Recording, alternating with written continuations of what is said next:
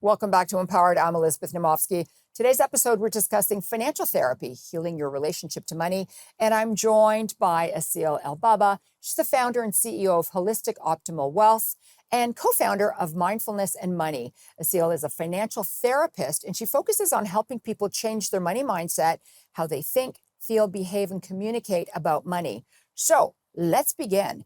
Money used to be a taboo subject, and we just mentioned that. And basically, couples would never discuss it, right? Somebody would be in charge of the money, and this is the way it was. But it's really important for couples or anybody in a relationship to discuss money. So how should couples navigate their financials together?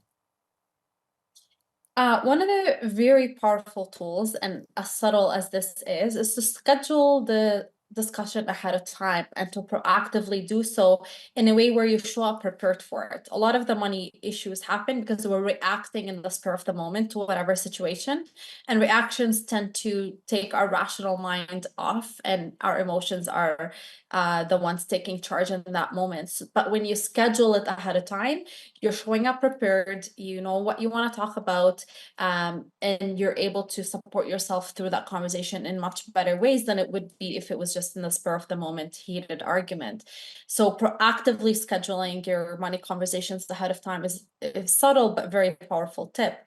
The other one is watching your language. Often we use so one way to remember that is focus on the problem versus the person, because problems certainly have a unit, like you're approaching a problem together as a couple versus you and the other person against one another. So when you say you spend a lot of money, that's shaming and blaming the other person versus we have a cash flow issue. And this way it's focusing on the problem versus the person.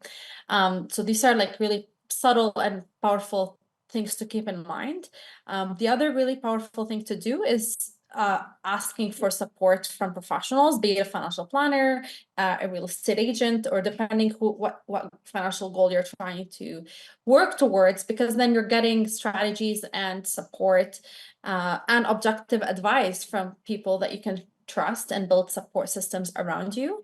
What's also important is to understand your value system, because we said it earlier in the episode, it's never just about money. There's so much layers to that conversation. So getting insight on not just the value system that drives your decisions and behaviors today, but what are your upbringing and the belief systems that you inherited, because that helps support bringing compassion into the conversation versus just criticism when things go wrong.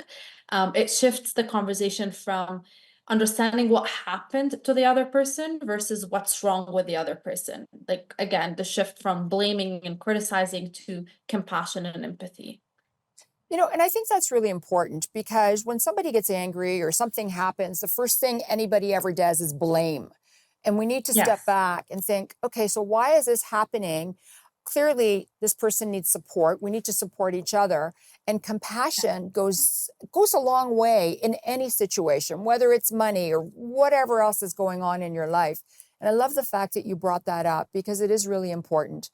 We have about a minute left. I want you to tell us about your program, Mindfulness and Money, and tell us what it's all about.